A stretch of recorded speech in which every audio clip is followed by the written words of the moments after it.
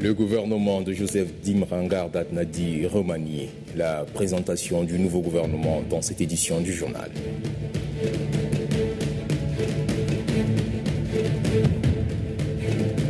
Réunion mensuelle sur la santé, le président de la République, Idriss Déby Itno, et les différents acteurs concernés par cette réunion ont fait le point sur la politique du gouvernement en matière de santé publique.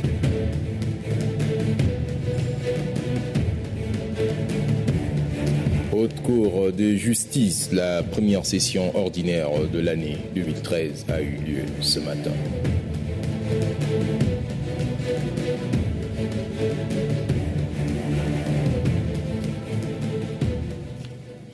Bonsoir à vous, mesdames et messieurs, et bienvenue dans cette édition du journal.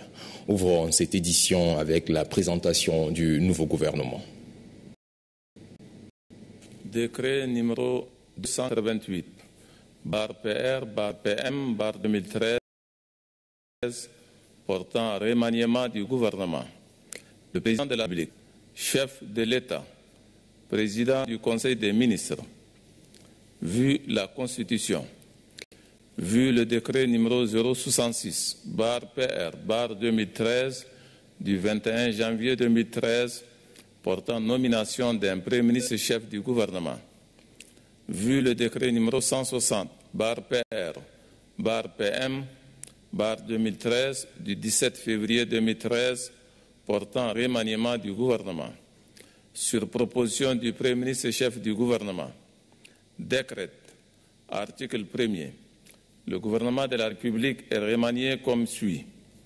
Ministre conseiller à la présidence de la République, Beyom Malo Adrien. Ministre des Affaires étrangères et de l'intégration africaine, Moussa Faki Mahamad.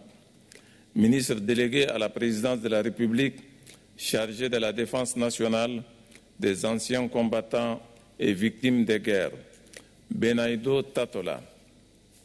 Ministre de la Justice, garde des Sceaux, Jean-Bernard Padare.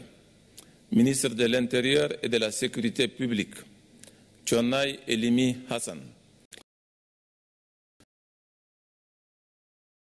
Ministre des Finances et du Budget, Ateyib Doutoum. Issa Aïtaer. Ministre de l'Aménagement du Territoire, de la Décentralisation et des Libertés locales, Yokabjim Mandigi. Ministre de la Communication, porte-parole du gouvernement, Hassan Sila Bakari. Ministre de l'Énergie et du Pétrole, Djerassem Le Bemadjiel. Ministre des Transports et de l'Aviation civile, Dilo Adoum. Ministre des Infrastructures et Équipements publics, Hassan Soukaya. Lada Fomen, Gata Ngoulou. Ministre de l'Assainissement public et de la Promotion de la bonne gouvernance, Insou Hara. Ministre du Commerce et de l'Industrie, Hamid Mohamed Dahaloub. Ministre des Postes et des Nouvelles Technologies de l'Information, Abdoulaye Sabre Fadoul. Ministre de l'Enseignement fondamental et de l'Alphabétisation, Madame Albatoul Zakaria. Ministre des Enseignements et de la Formation professionnelle secondaire, Abdelkarim Seïd Bosch. Ministre de l'Enseignement, de la Recherche et de la Formation professionnelle supérieure, Dr Adoum Goudja. Ministre de la Culture, des Arts et de la Conservation du Patrimoine, Dayang Menoua Enoch. Ministre de l'Action sociale, de la solidarité nationale et de la famille, Madame Baïwo Djibergam. Ministre de Abakar. Ministre de la Santé publique, Ahmed Jida Mahamad. Ministre de l'Agriculture et de l'Irrigation, Dangde Laoubele Damaï. Ministre du Développement pastoral et de production animale, Amir Adoudou Artin.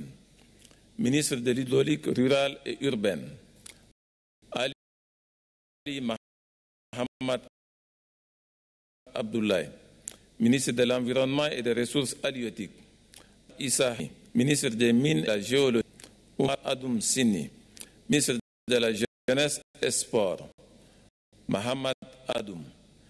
ministre des Droits de l'Homme et de la Promotion des Libertés fondamentales, Mamina Kodjiana, ministre de la Promotion artisanale, Abderrahim Younous Ali, ministre secrétaire général du gouvernement, chargé des relations avec l'Assemblée nationale, Samir Adam Anour, secrétaire aux affaires étrangères et à l'intégration africaine, Lamine Mustafa, secrétaire d'État à l'économie, au plan et à la coopération internationale, Dr Ngariera Rimajita, secrétaire d'État aux finances et au budget, Madame Amina Mahamad, secrétaire d'État à l'agriculture et à l'irrigation, Madame Ruth TDB, secrétaire d'État à l'aménagement du territoire, à la décentralisation et aux libertés locales, Gomdige Baïdi Lomei, secrétaire d'État à l'intérieur et à la sécurité publique, Mahamad Adji Ngoua, secrétaire d'État à l'action sociale, à la solidarité nationale et à la famille,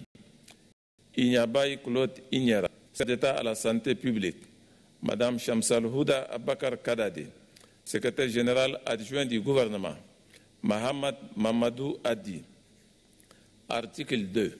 Le présent décret qui abroge toutes les dispositions antérieures contraires prend effet pour compter de la date de sa signature, sera enregistré et publié au journal officiel de la République. N'Djamena, le 24 avril 2013, Idriss Déby Itno. Le président de la République, Idriss Déby Itno, a rencontré ce matin dans le cadre de la réunion mensuelle sur la santé, en charge de la santé et les partenaires. Au centre des discussions, évaluer les actions engagées et jeter des jalons pour les actions à venir en matière de les actions entre matières comme tradition. Le chef de l'État, Idriss Déby Itno, présent a échangé avec les responsables du ministère de la Santé et les partenaires internationaux. Les maladies épidémiologiques et la santé maternelle infantile ont constitué les axes des échanges de cette réunion de haut niveau. Concernant la situation épidémiologique, en général, la situation n'est pas mauvaise, malgré quelques épidémies, des cas de rougeole dans les régions de Sila, de Borkou et de Wadaï. Des ripostes sont entreprises par le ministère de la Santé publique et les partenaires.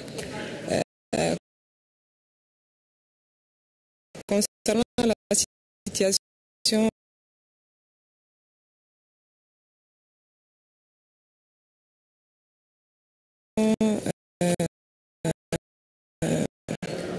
de la santé maternelle et infantile, les chefs cibles, ces grossesses, ces accouchements, suivis des conscrits. La l'onchocercose et pour renforcer les stratégies adoptées par les autorités tchadiennes en matière de la santé. Le représentant de l'Organisation mondiale de la santé se réjouit particulièrement de l'éradication du virus de la poliomyélite depuis 10 mois au Tchad. Nous avons eu l'occasion d'avoir cette entretien avec le chef de l'excellence Idriss Déby Itno et nous avons jugé bon que l'OMS doit partager les efforts qui sont faits au niveau du pays en ce qui concerne deux maladies essentielles. Tout d'abord, il y a le programme de lutte contre l'onchocercose, c'est la petite rivière. Vous savez, cette pathologie qui donne à la fin et qui rend les sujets aveugles et qui peut se déplacer. Pour contrer cette maladie, le Tchad est ce que nous appelons au nom de l'OMS en pré-élimination. Ça veut dire que sur le terrain, on n'a plus de régions où il y a des mouches infestantes capables de rendre les gens aveugles. La deuxième grande information que nous avons discuté, échangé ce matin, c'est les efforts faits dans la lutte contre la poliomyélite par le Tchad. Vous savez, c'est une affection qui fait l'objet d'un programme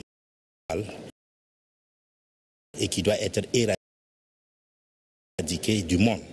Et au niveau africain, j'ai bon de souligner cela. Ça fait que il n'y a plus de circulation du poliovirus. Le ministère de la et les décisions vont être prises pour les structures existantes dans le domaine de la santé. Le président de la République, Idriss Déby Itno, a accordé ce midi une audience aux responsables de la Constitution qui a constitué l'essentiel des discussions. Nassour Nouditi. 45 jours après avoir pris l'engagement solennel de rencontrer personnellement les responsables de la coordination des partis politiques pour la défense de la Constitution, CPDC, à l'issue de la signature du cadre national de dialogue politique, le président de la République, Idriss Déby Itno, a joint ce mercredi l'acte à la parole.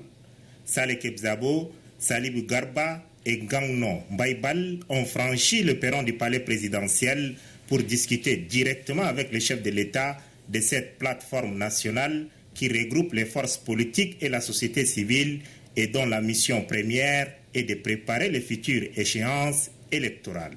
Le président de l'UNDR et porte-parole adjoint de la CPDC, Saleh Kebzabo, réserve la primeur des échanges aux membres de sa coordination. Nous venons donc d'avoir avec lui des échanges très fructueux sur tous les problèmes qui concernent l'évolution démocratique, tous les problèmes qui concernent la mise en place d'un cadre de dialogue politique. Nous avons marqué notre disponibilité. Le président de la République a souhaité qu'un certain nombre de réalisations soient faites. Et je pense que tout cela se fera à son rythme, selon le calendrier des uns et des autres. L'essentiel étant qu'on regarde dans la même direction et que le calendrier général soit respecté. Donc pour le moment, c'est tout ce que je peux vous dire. S'il y a d'autres confirmations ou d'autres faits à vous relater, nous prendrons des dispositions pour cela, étant entendu que les rencontres avec le président de la République ne font pas l'objet d'une divulgation immédiate de ce qui a été dit. Le dialogue permanent instauré par le chef de l'État, Idriss Déby Itno, depuis quelques années avec la classe politique, a le mérite de décrisper l'environnement et de permettre la tenue des élections libres, transparentes et démocratiques. De grands rendez-vous sont d'ores et déjà programmés. Le Comité national du dialogue politique a donc du pain sur la planche et la CPDC ne saurait rester en marge de ses activités. Le président de la République, Idriss Déby Itno, a reçu cet après-midi Kadré Désiré Ouédraogo, président de la Commission de la Communauté économique des États de l'Afrique de l'Ouest. Au centre de l'audience, l'intervention du contingent tchadien dans le Nord Mali. Amatab Sekini Rema. Les Fatim ont joué un rôle déterminant dans la libération du Nord Mali. Les succès enregistrés par le contingent tchadien ont été reconnus et salués de toutes parts. La Communauté économique des États de l'Afrique de l'Ouest, CEDEAO, dépêche le président de sa commission en N'Djamena pour exprimer de vive voix sa reconnaissance aux dirigeants tchadiens. Au nom de la CEDEAO, Kadré Désiré Ouédraogo a non seulement remercié le président de la République, le gouvernement et le peuple tchadien pour l'envoi des troupes au Mali, mais il a aussi et surtout dit tout le bien qu'il pensait de l'engagement positif du Tchad, engagement qui a permis de libérer le Nord Mali aux mains des narcotrafiquants. Nous sommes venus pour exprimer notre reconnaissance et notre gratitude au président de la République, au gouvernement et au peuple tchadien tout entier pour l'extraordinaire élan de solidarité qu'ils ont apporté à la CEDEAO et à l'Afrique en intervenant au Mali, transmettre nos condoléances les plus attristées aux familles éplorées, mais dire que leur sacrifice n'a pas été vain, puisque grâce à eux, nous vivons la sécurité, la stabilité et la paix retrouvée au nord du Mali. Et nous nous devions de venir témoigner de notre appréciation pour l'efficacité et la compétence des forces armées tchadiennes qui l'ont démontré sur le terrain et qui a été reconnu par toute la communauté internationale. Le président de la commission de la CEDEAO a déclaré au chef de l'État que le Tchad a payé un lourd tribut. C'est pourquoi, après lui avoir présenté les condoléances de la CEDEAO, il l'a informé de son intention de se recueillir sur la tombe des soldats tchadiens tombés sur le champ d'honneur au Mali. Quelques heures plus tôt, le président de la commission de la CEDEAO, Kadri Désiré Ouédraogo, a été reçu en audience par le chef du gouvernement, le Premier ministre Joseph Dimrangar Datnadi. Les détails avec Assira Nambatingar. Il est 9h25 quand Kadri Désiré Ouédraogo, le président de la commission de la CEDEAO, a franchi le perron de la primature. L'intervention de l'armée tchadienne pour rétablir la paix au Mali rapproche de plus en plus la sous-région CEDEAO du Tchad. Que le président de la commission de la communauté économique des États de l'Afrique de l'Ouest soit reçu en audience par le Premier ministre Joseph Dimrangar Datnadi, il va sans dire que l'entretien porte sur les relations entre le Tchad et la CEDEAO, les hauts faits d'armes accomplis et les sacrifices suprêmes consentis par les fils du Tchad au Mali. De plus, la configuration des personnalités entourant le chef du gouvernement et le président de la commission de la CEDEAO lors de cette audience laisse présager des échanges allant dans ce sens. Les deux parties ont mis plus d'une demi-heure pour faire l'état des relations Tchad-CEDEAO et peaufiner les perspectives. Au sortir de l'audience, Kadri Désiré Ouédraogo a dit que c'est un devoir pour la CEDEAO de venir témoigner de vive voix sa reconnaissance au Tchad. Nous avons voulu ensemble avec ma délégation rendre une visite de courtoisie à son Excellence Monsieur le Premier ministre au moment où nous sommes arrivés au Tchad pour une mission principale qui est de venir exprimer aux autorités et au peuple tchadien la gratitude et la reconnaissance de la CEDEAO pour l'élan extraordinaire de solidarité. Ils ont déployé aux côtés de la CEDEAO, aux côtés de la MISMA, aux côtés des troupes françaises, pour nous permettre de trouver une solution acceptable à la crise sécuritaire au Mali. Nous sommes venus également pour nous incliner devant la mémoire des vaillants soldats tchadiens tombés au Mali aux côtés de leurs frères d'armes de France, du Mali et des autres pays de la CEDEAO, et également transmettre toutes nos condoléances à toutes les familles éplorées et au peuple tchadien tout entier. De la primature, Kadri Désiré Ouédraogo se rend au cimetière de Farcha, au carré militaire, pour s'incliner sur les tombes des soldats tchadiens tombés au Mali. Un communiqué. Le conseil régional du mouvement patriotique du salut du Mayo-Kébi Est soutient les Fatim et approuve totalement la décision prise par l'Assemblée nationale. Le conseil en question exige du Conseil de sécurité de l'ONU de procéder au remboursement de toutes les dépenses entreprises par le gouvernement de la République du Tchad dans la prise en charge des Fatim jusqu'à ce jour, ainsi que le dédommagement de nos martyrs. Première session ordinaire de l'année 2013 à la Haute Cour de justice. L'ouverture officielle des travaux a eu lieu ce matin en présence du ministre de la Justice, garde des Sceaux, et qui a représenté le Premier ministre. Ce sera une session d'apprentissage et de renforcement des capacités pour les juges de la Haute Cour de justice. Santiche Mantard. La Haute Cour de justice du Tchad reste sûrement l'une des institutions républicaines les moins connues.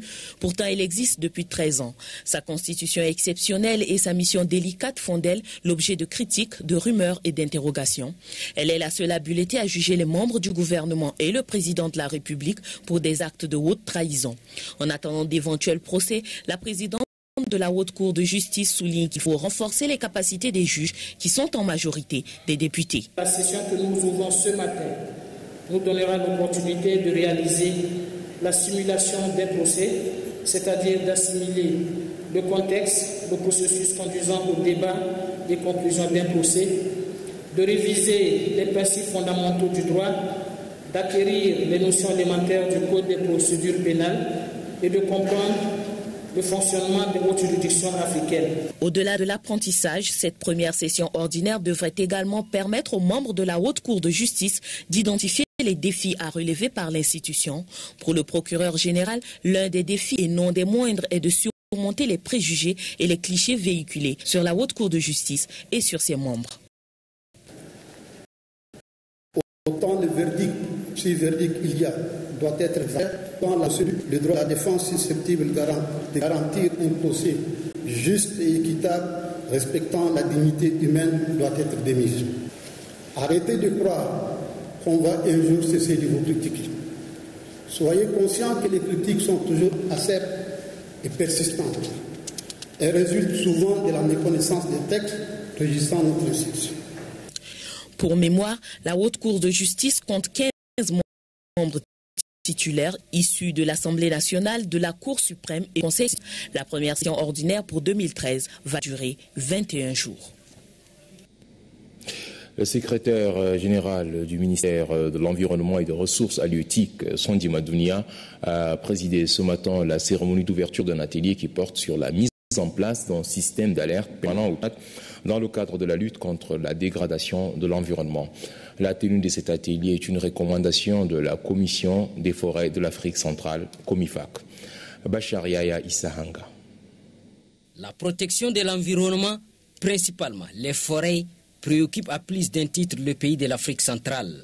Pour mieux préserver la nature et sécuriser les forêts, une commission est mise sur pied. Il s'agit de la COMIFAC. Cet atelier répond à certaines exigences de cette commission. Ainsi, il est question dans cet atelier d'utiliser une certaine stratégie pour atteindre l'objectif visé. C'est pourquoi on parle de la sensibilisation, de la formation et de la planification du projet système de surveillance et de mesures, notification et vérification nationaux avec une approche régionale au Tchad. Le MNV permet d'appuyer ces projets. Ce système permettra aux pays de l'espace COMIFAC en général et au Tchad en particulier de rendre compte à la Convention cadre des Nations Unies sur les changements climatiques de la performance des politiques et mesures relatives aux activités identifiées dans le cadre du mécanisme RED+. Cet aspect crucial figure toujours dans la politique du gouvernement. Ainsi, par l'entremise du ministère de l'Environnement et des Ressources halieutiques, les plus hautes autorités entendent y parvenir pour protéger l'environnement. Les hautes autorités accordent une attention très particulière à toutes les questions liées à la protection de l'environnement. Notre pays, membre de la Commission des forêts d'Afrique centrale, assurant la présidence en exercice, a affiché sa volonté de s'impliquer dans les initiatives liées à la mise en place d'un système MNV. Par le biais de cet atelier, l'Organisation des Nations Unies pour l'alimentation et l'agriculture FAO apporte une technique qualifiée aux 10 pays de l'espace COMIFAC, à savoir le Burundi, le Cameroun, le Congo, le Gabon, la Guinée équatoriale, la RCA, le RDC, le Rwanda, le Sao Tomé et Principe, ainsi que le Tchad. Protection de l'environnement, toujours. Douaniers et techniciens en froid et climatisation suivent une formation initiée par le ministère de l'Environnement pour leur permettre d'identifier des appareils dangereux pour l'équilibre de l'écosystème. Une manière donc pour le ministère de combattre le mal en aval. Éviter de commander ces types d'appareils et interdire leur entrée au pays, tels sont les objectifs visés. Doba Robert. Le présent atelier de formation de formateurs sur la récupération des déchets toxiques vise à renforcer les capacités techniques des frigoristes et des douaniers sur les bonnes pratiques en matière de froid et législation sur les importations de substances approvissionnant la couche d'ozone. Les participants auront au cours de ces 3 jours de formation à s'imprégner de l'utilisation de nouveaux matériels et équipements frigorifiques livrés par l'Organisation des Nations Unies pour le développement industriel. Les mesures de sécurité liées aux hydrocarbures, les techniques de conversion de climatiseurs et les techniques d'identification de substances approvisionnant la couche d'ozone sont entre autres thèmes qui seront débattus au cours de cette rencontre d'échange. Les douaniers vont également se familiariser sur les techniques d'identification de substances nuisibles à la santé de la population. Le présent atelier qui nous réunit aujourd'hui constitue une rencontre d'échange, d'information et d'expérience sur les bonnes pratiques en matière de froid, une plateforme de concertation permettant à notre pays de se conformer aux dispositions du protocole de Montréal. La présence à cet atelier des responsables nationaux et internationaux, des frigoristes, des douaniers témoigne de l'importance qu'ils accordent à cette problématique aux zones et à l'application du protocole de Montréal et des amendements y afférents. Cette formation se tient grâce à l'appui technique et financier des fonds multilatéraux à travers ces agences que sont le Programme des Nations Unies pour le développement, le Programme des Nations Unies pour l'environnement et l'Organisation des Nations Unies pour le développement des industries. Le Tchad, à l'instar des autres pays du monde, célébrera le 25 avril la journée mondiale de lutte contre le paludisme. Le thème, investir dans le futur, vaincre le paludisme. Par rapport à cette journée, je vous invite donc à suivre la déclaration de la secrétaire d'État à la santé publique, Chansal Fouda Abakar Kadadi. Cette célébration nous donne l'occasion de rappeler que la prévention du paludisme et la lutte contre cette maladie nécessitent un investissement sur la durée et un engagement politique sans cesse renouvelé pour mettre à l'échelle les stratégies visant à atteindre les objectifs fixés pour 2015. D'ici à 2015, les États membres de l'OMS et leurs partenaires se sont engagés à réduire de plus de 75% le nombre de paludismes. De sorte qu'au terme fixé, aucun décès lié à cette maladie ne soit encore enregistré. C'est pour cela que le choix du thème de la journée investit dans les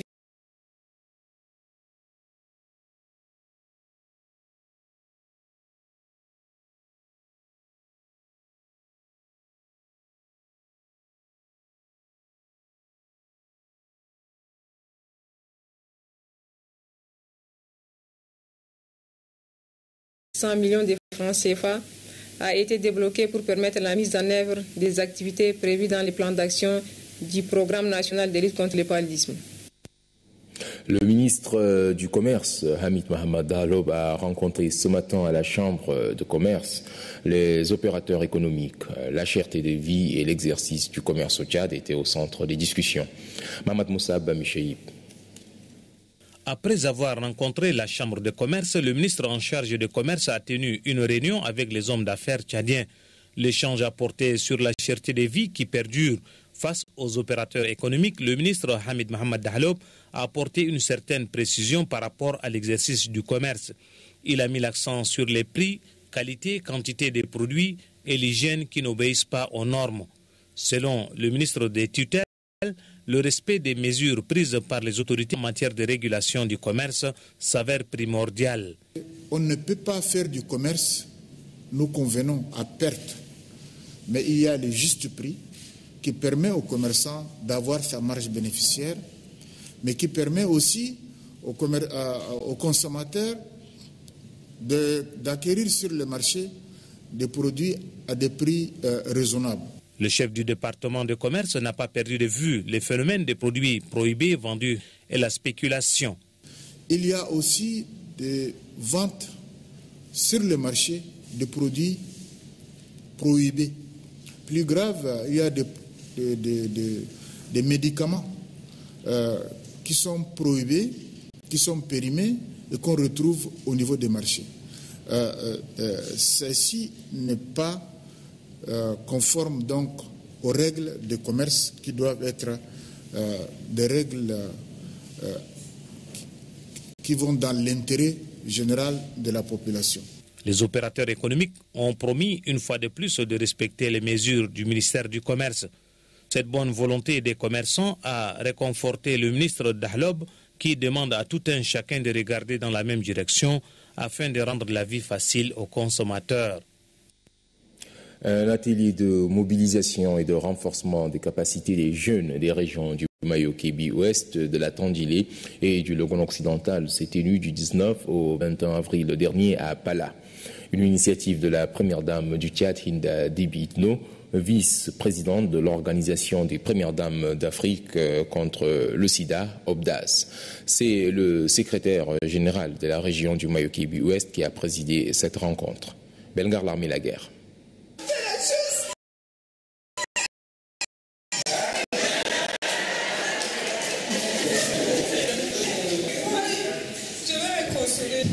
Un sketch assez édifiant, une mise en scène pour mettre en exergue la situation de cette jeune fille qui vient de découvrir sa sérologie.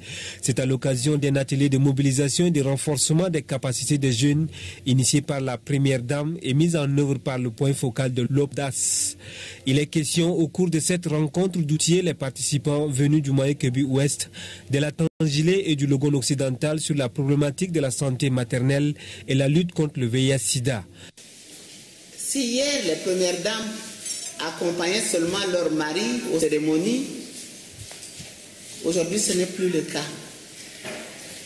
elles ont décidé depuis 2002 à Genève, avec l'appui technique et financier de l'ONU-SIDA, de créer cette organisation aujourd'hui appelée OBDAS. La centaine de participants a bénéficié des échanges avec l'expert de l'ONU-SIDA, Dr Donato Coyalta, sur les thèmes relatifs à la lutte contre les violences basées sur le genre, la santé de la reproduction et la transmission du VIH-SIDA de la mère à l'enfant. Cette initiative de la première dame, Inda Debi Itno, est appréciée par les autorités de la région du Mayo-Kébi-Ouest. Je voudrais affirmer avec conviction que cette rencontre a véritablement atteint tous ses objectifs. Dans une motion spéciale, les participants ont invité la jeunesse tchadienne à s'engager résolument dans la mise en œuvre du plan stratégique national de lutte contre le sida, de l'agenda de la première dame en faveur de la santé de la reproduction et du bien-être des jeunes. Voilà, mesdames et messieurs, ici s'achève cette édition. Merci de l'avoir suivi.